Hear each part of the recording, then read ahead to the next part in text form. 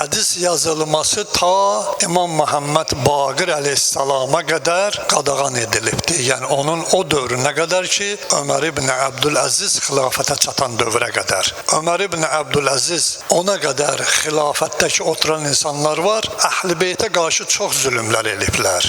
Əhl-i Beytin haqqında olan olmaz böhtanlar və minbərdə əleyhissalamın söyülməsi xutbənin bir şərti idi ki, bunu eşitmişsiniz. Ta İmam Muhammed Baqir əleyhissalam ki, Ömər ibn Abdüləzizin dövründə yaşadı və Ömər ibn Abdüləziz ki, xilafətə gəlib çatdı, həmin vaxtı Ömər ibn Abdüləziz yeganə şəxsdir ki, minbərdə əleyhissalamı xutbədə söyülməsini qadağan elədi və bütün şəhərlərə yazdı ki, bugündən sonra Əli və onun evlatları haqqında söyüşləri artıq qadağan eləyirəm. Buna da səbəb iki şey olmuşdur. Səbəblərdən biri bu idi ki, Ömər ibn Abdüləziz uşaq ikən küçədə oynadığı yerdə müəllim ona dərs deməyə gələndə onlarda adət idi uşaqlarda.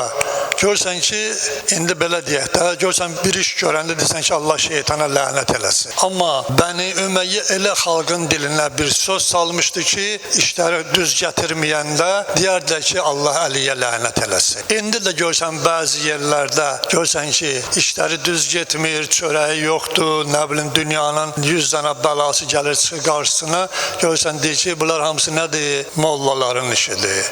Mollalara Allah lənət eləsin. Elə həmin dövrdə heç bir fərqi yoxdur. O dövrdə belə söyürdülər, bu dövrdə belə söyürlər. Bu bir adət şəklini almışdı. Ömər ibn Abdüləziz ki, oynayırdı uşaqlarla, orada da əleyhissalamı söyürdülər. Oynaya-oynaya söyürdülər. Ustadı ki, gəldi buna dərs deməyə, bu da baxdı ki, bəli, usta gəldi dərs deməyə, uşaqları tərk edir, gəlir ki, otursun məsciddə dərs desin. Baxır, görür ki, ustad durdu ayağa namaz qıldı. Elə bir namaz, iki namaz, 5, neçə dənə namaz qıldı. Baxdı ki, nəsə burada məsələ var. Niyə buna ustadı, müəllimi dərs demir? Axırda namazı qutaran kimi tez yaxınlaşdı ki, bəs niyə dərs demirsiniz, mən nə eləmişəm? Dedi, Allah ki, bir şəxs tərif eləyə, beyyət Allaha, onun Peyğəmbərinə ilk eləyən şəxs ola, Peyğəmbərin tərif elədiyi şəxs ola, Peyğəmbərin varisi ola və ilaxı. Bu kimi şəxsə lənət eləməsə hansı din öyrədibdir? Məgər Allahdan qorxmusunuz ki, Əmirəl-Müminin Əliyyə, Peyğəmbər varisinə, qızı Zəhranın həyat yoldaşına, Həsən Hüseynin atasına lənət oxuyursunuz? Kim idi bu qədər fəthlər eləyən? Kim idi bu qədər Xeybərdə qapını yerindən qopardan və ilaxı? Ona lənət oxuyursunuz? Ömər ibn Abdüləzizin özünün sözüdür, tarixlərdə də hamısında yazılıb ki, mənim qəlbimdə oturdu o söz. Və ikinci söz bu idi ki, onun atası Mədinənin xəlifəsi idi. Deyir, mənim atam çox bəlağətli bir şəxs idi, çox natiq bir şəxs idi. Deyir, cümələrdə xütbə eləyəndə mən də gəlib oturdum bir xəlifənin oğlu kimi minbərin yanında. Deyir, bir dəfə atama dedim, ata, sən xütbə ki oxuyursan, o xütbə oxuyanda xəlifələrin adını çəkə-çəkə gəlirsən. Əliyyə gəlib çatanda ki, lənət oxuyursan, söyürsən, sənin hiss eləyirəm, dilin topuq vurur. Mənə qaldı, oğlum, sən bunu hiss eləmisənmi? Dedi, bəli ata, çünki mən sən danışığında hiss eləyirəm hər bir şeyi. Dedi, oğlum, sən oturduğun yerin yanındakı oturanlar ki var, Bəni Üməyyənin seçilmişləri, onlar bilsəydilər ki, Əli kimdir, onlar öz nəslindən eraz edib qaçardılar və heç bir vaxtı Əli haqqında mənfi fikrə düşməzlər və məni öldürərdilər. Yəni, bu iki şey Ömər ibn Abdüləziz bais oldu ki, xilafətə çatanda verdiyi hökmlərdən ilk şey o oldu ki, Əlini minbərlərdə söymək haramdır və qadağandır. İkinci hökmü verdi ki,